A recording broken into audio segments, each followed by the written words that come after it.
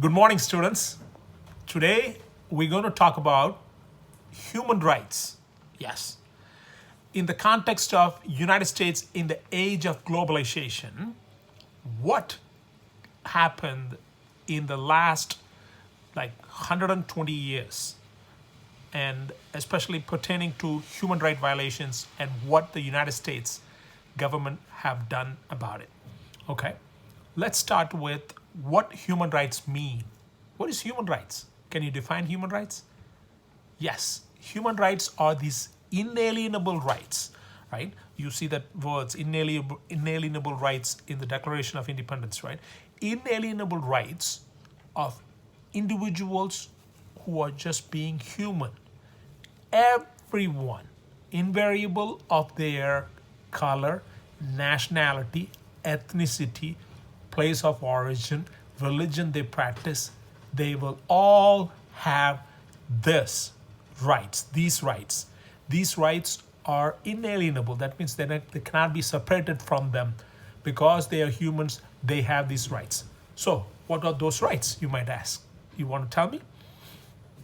I'll give you examples of some of those rights. Freedom of speech.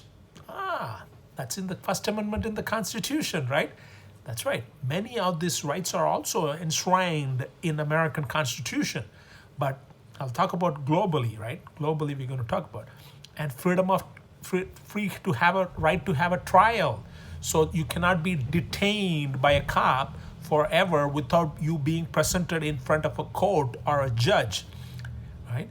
And freedom of education, right to education, freedom from torture. These are many examples. Now, where does it say these are universal rights, human rights? Anybody know? UDHR. UDHR. Universal Declaration of Human Rights.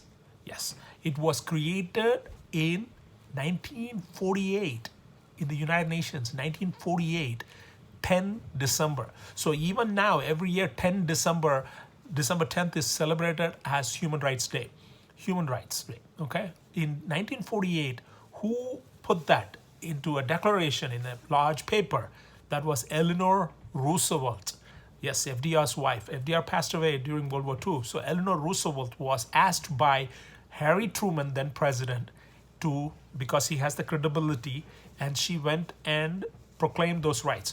Now, these rights are not legally binding, okay? They're a declaration, so it's not legally binding. That means if anybody violates, you violated the law, and you could be punished, because there are many people who don't get education. There are many illiterates around the world, about 800 million out of 7.8 billion people, and those are where's the right to education? So they don't get education. So there are certain things which some people will say shouldn't be there, like the right to education. And those people will say, well, definitely one should be protected from torture because those are basic needs, right for life, right? And this right for education it's a privilege rather than a right. So let's see about the basic ones that is like essential. If you violate those rights, you will be punished. Okay, so write down this word called us cogens. What you might say? This is a Latin word. Okay, us cogens. Us cogens. Us cogens it's a Latin words.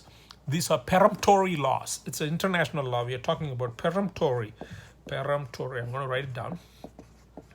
These are fundamental peremptory laws. These are fundamental laws of international law.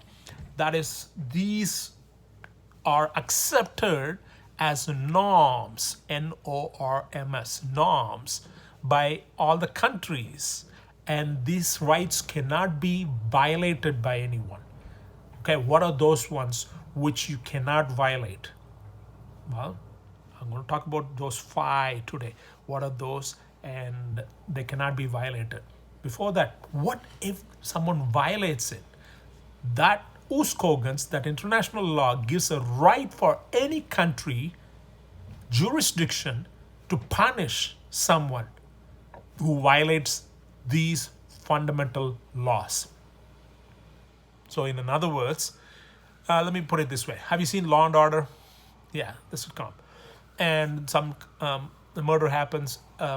Police officer will come and say like, well, it's not in my jurisdiction, and it's in your jurisdiction. They argue. So there are areas they have control over, right? A Brooklyn cop might not be able to come and take charge of a crime in Manhattan, right? So the areas differs. But these crimes, universal jurisdiction, that means any country has the right to punish the perpetrator who violates these laws, these basic fundamental human rights. So what are those? The first one is slavery. Slavery. So if anybody in, say, I'm from India, or say from someone from Africa or from Australia, any country violates it, the United States or Canada or England have the right to punish that person, even though they might not be the citizen of America, Canada, or England, because it is a universal jurisdiction. Do you understand it now? So let's talk about those 5 peremptory laws. So the peremptory laws cannot be abrogated or derogated. Oh, that's fancy words, right? Let me write it down. And what that means, I mean, you probably would have heard of it, but still, it's better to write it down. Derogated, abrogated, or derogated. Abrogated means abolished completely. You cannot abolish it. Derogated means even partially abolishing it. Abrogated, fully abolishing it. You cannot do that to these laws. These are fundamental. So the first one is slavery. Write it down. Slavery cannot be. And you're like, oh, slavery was practiced a long time ago. That was what? When Lincoln emancipated the slaves, because that you learned it in high school history, right?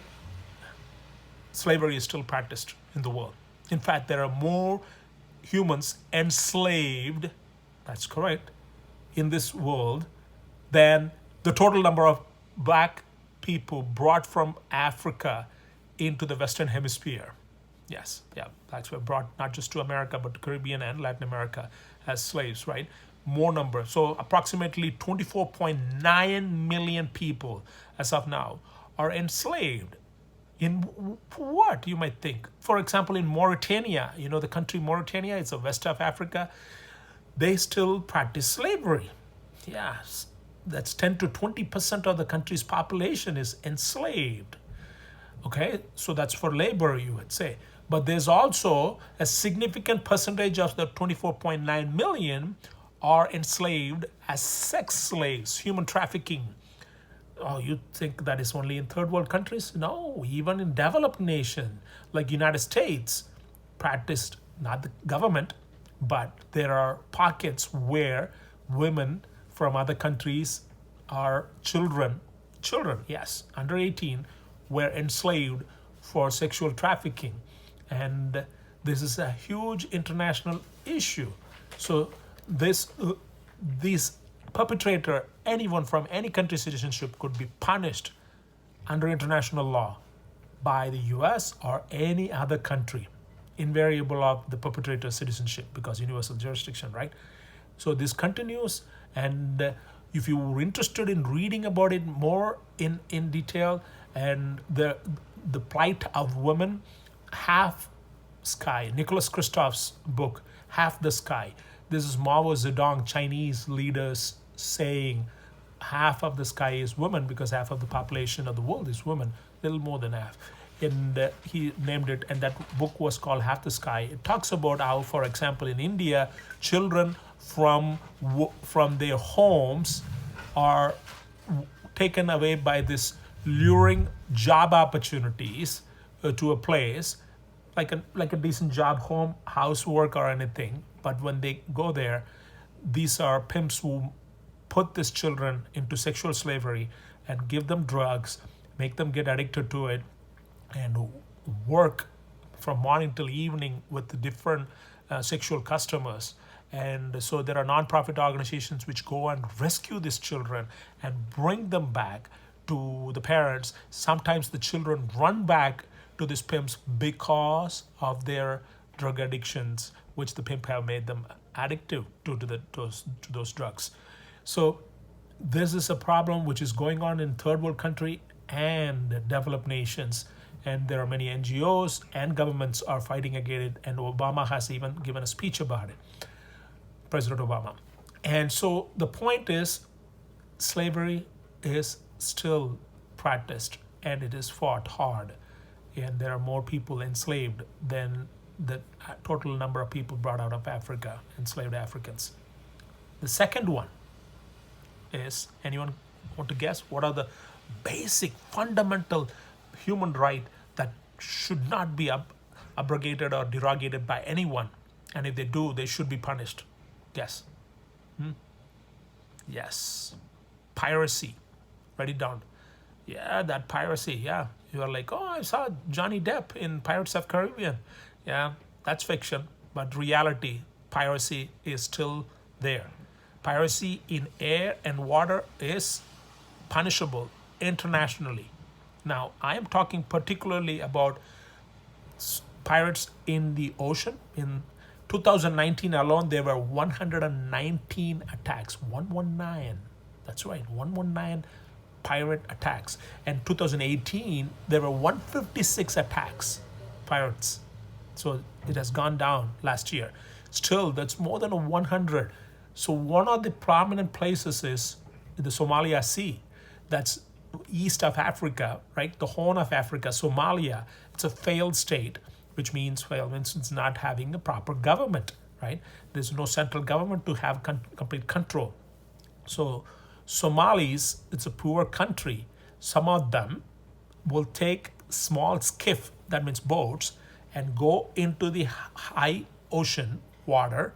And because it's a narrow path in the Africa where the ships which are bringing cargo, international ships from Western countries and others, going through the narrow passage, so these pirates will stand with their boats waiting on lookout with the binoculars looking for a big ship, and when they see it, they will race their skiff boats with motorboats and try to go, and with the RPG, rocket propelled gun, that's RPG, and machine guns, AK-47 and other guns, they will go and ask the captain of the ship to stop the ship so that they could climb over the ladder of the ship and get into the ship.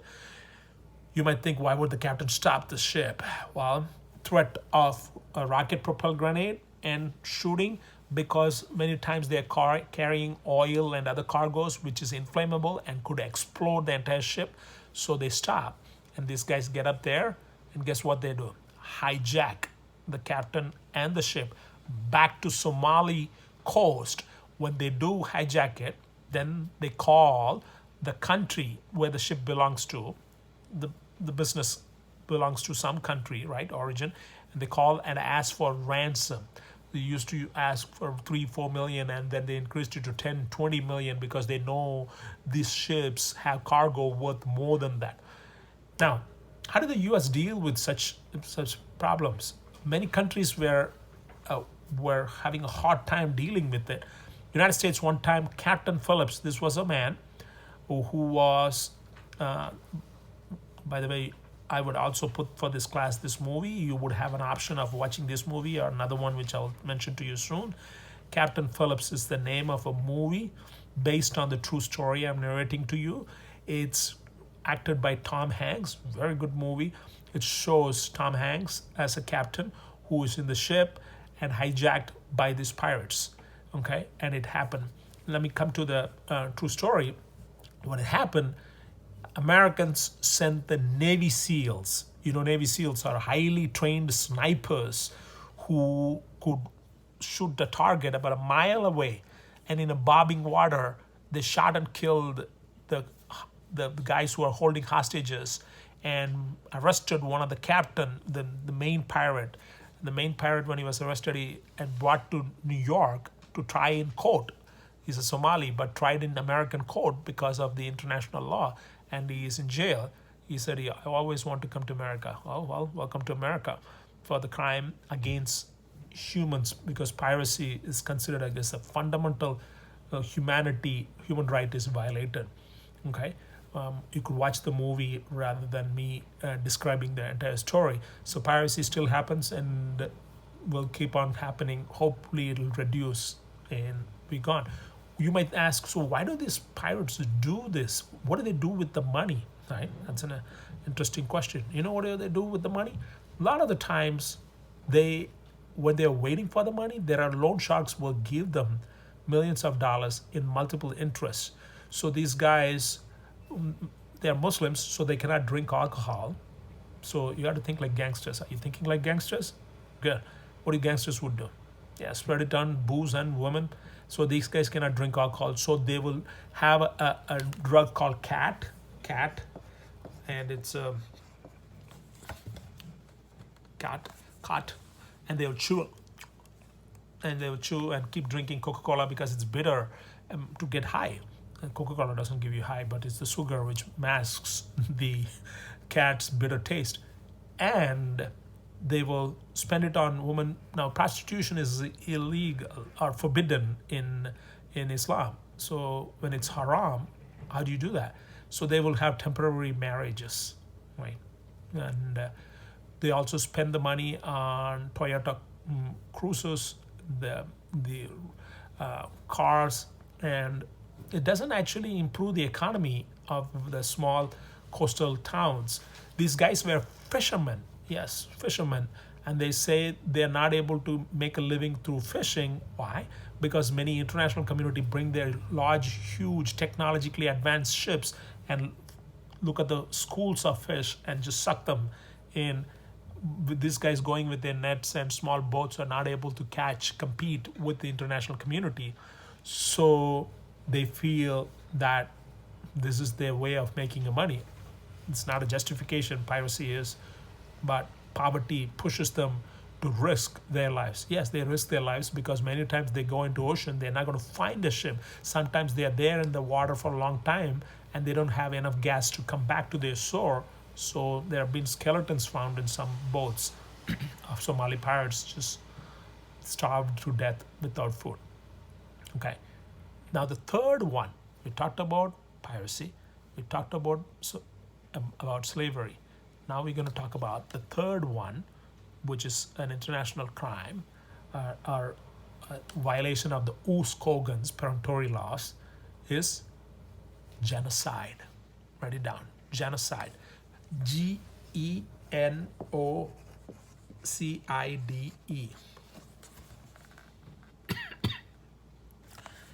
Genocide. That's a whole story.